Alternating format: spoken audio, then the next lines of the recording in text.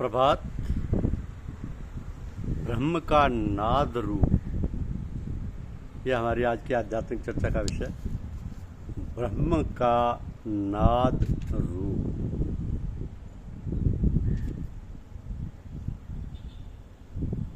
मानव अपने बाल्यकाल से ही ईश पूजा से परिचित हो जाता है। जो बालक निराकारी शब्द ब्रह्म को समझकर जगत के वश के कल्याणार्थ जितना अधिक बेहतर साकार ब्रह्म को प्रस्तुत कर लेता है और जितना कलाकारी पूर्ण रूप दर्शा लेता है, वह उतना ही ईश्वर के निकट हो जाता है। ऐसी मान्यता है कि जिस पर ईश्वर की अधिक कृपा होती है वही भाग्यवान होता है। भाग्यवान को जानने के लिए भगवान शब्द को समझना होगा, अर्थात जिसके हिस्से में संसार के कल्याणकारी कार्य अधिक हों वो उतना ही अधिक भाग्यवान हो जाता है, क्योंकि जिम्मेदारी उसी की अधिक सौंपी जाती है जो अधिक समझदार होता है। और समझदार वो अधिक है जिसने कि शब्द ब्रह्म के निराकारी व साकार रूप को अधिक समझ लिया है। ब्रह्म के दो रूप होते हैं, निराकार व साकार। इसी तरह शब्द ब्रह्म को समझ, इस शब्द का नाद ही इसका निराकार रूप है, क्योंकि ना तो इसे छुआ जा सकता और ना ही देखा। लेकिन जब वही शब्द कलम के माध्यम से कागज पर उतार दिया जाता है तो वो साकार ब्रह्म हो जाता है, जिसे हम छू भी सकते और देख भी सकते हैं। यही स्थिति निराकार साकार की आध्यात्मिक चिंतन उपासना में भी है। स्नेह की अधिकता व निरंतरता के लिए निकटता की आवश्यकता होती है। अतः ब्रह्म आप पर कृपालु रहे, ये कृपा वृष्टि अनवरत रहे, इसके लिए शब्द ब्रह्म के निरंतर निकट रहना आवश्यक है। आप जिसके जितना निकट होंगे, जितना अधिक उसके बारे में सोचेंगे, उतना ही अधिक उसके बारे में ज्ञान हासिल कर पाएंगे। अर्थात शब्द ब्रह्म की निकटता से शब्द ब्रह्म की जानकारी अधिक से अधिक होती जाएगी, तथा जितना अधिक ज्ञानवान अर्थात समझदार होंगे, जिम्मेदारियां उतनी अधिक बढ़ती जाएंगी। अर्थात आपको उच्च भौतिक पद की प्राप्ति होगी, और जैसे जितनी अधिक जिम्मेदारी आप संभाल रहे होंगे उसी हिसाब से आप भाग्यशाली माने जाएंगे।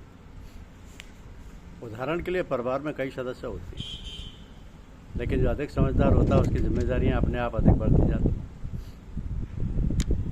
घर बार का हर महत्वपूर्ण कार्य हमेशा उसी को सौंपा जाता है जो जिम्मेदार है, समझदार है। घर का अधिकाधिक कार्य उसी के हिस्से में आता है, साथ ही वह परिवार का प्रिय भी अधिक होता है। अतः जिम्मेदारी पूर्ण कार्याधिकता से कभी उबना नहीं चाहिए, बल्कि इसे ईश कृपा की पर्याप्तता माननी चाहिए,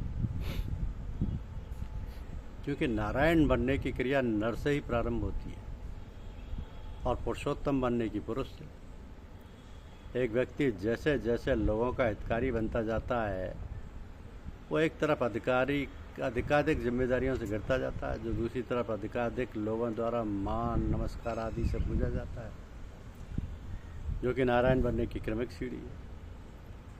अतः किसी कामचोर निष्क्रिय व्यक्ति को देखकर यह महसूस नहीं करना चाहिए कि वह अधिक सुखी है। जिस घर में पर्याप्त आटा दाल चावल होगा, वही उसे बनाने खाने सफाई करने आदि में सारा दिन व्यस्त रहेगा, क्योंकि जिसके पास कुछ होगा ही नहीं, उसके पास सारा दिन पड़े रहने के सिवाय काम ही क्या होगा। ऐसे निठल्ले व्यक्ति भले ही अपने आप को भाग्यशाली या बड़ा दर्शाने का प्रयास कर रहे हों, वास्तव में वे अंदर से बुझे हुए होते हैं तथा दूसरों की व्यस्तता को देखकर जलन महसूस करते हैं।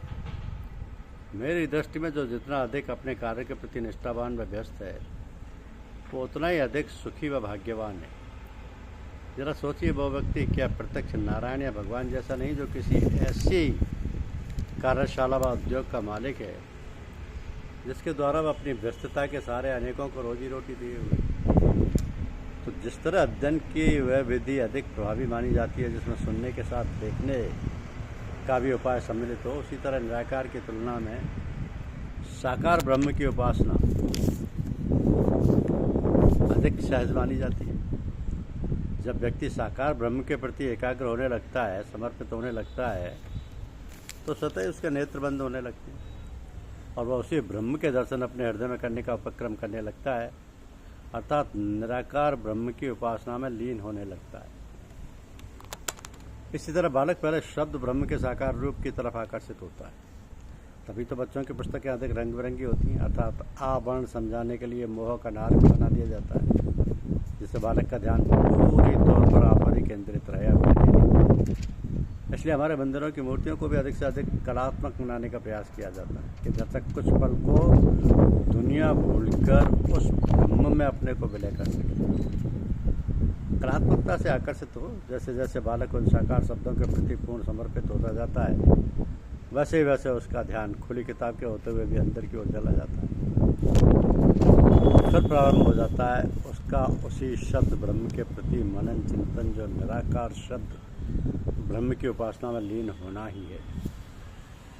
जिस बालक का चिंतन मनन जितना अधिक गहराता जाता है, वो उतना ही अधिक शब्द ब्रह्म के निकट होता जाता है, और जिसका ध्यान भंग हो जाता है तथा सांसारिक एवं क्षणिक आकर्षण में फंस जाता है, वो ही भटक जाता है और जीवन भर भटकता ही रहता है। यहाँ यह स्पष्ट कर देना आवश्यक है कि शब्द का ध्वनि अर्थात नाद रूप ही चिंतक के लिए सर्वथा श्रेष्ठ माना गया है। सभ्यता के आदिकाल में हमारे ऋषियों ने नाद की पूर्णता की अभिस्वीकृति में ही तो वेदों के ज्ञान को अलिखित रूप में प्रस्तुत किया था, जो युगों युगों तक उसी रूप में चलता रहा।